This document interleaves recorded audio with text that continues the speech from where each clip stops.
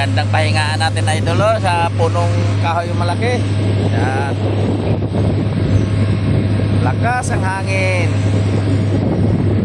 Idol, matabing dagat. Ang lakas ang hangin, parang naka-aircon. Ang laking punong kahoy idol. Idol, dito tayo natutulog. Yan ang punong kahoy, laki. Ayan, tabi tayo dito, tabi. Baka may mga tao dito. Ayan idol, good morning. Kamusta kayo mga idol? Naroon tayo na cellphone, di na malung.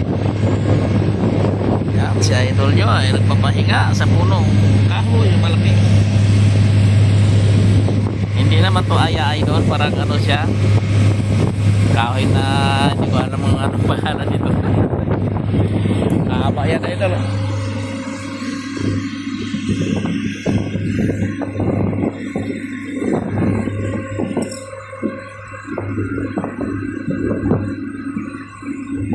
Ang gandang view idol, ang gandang view.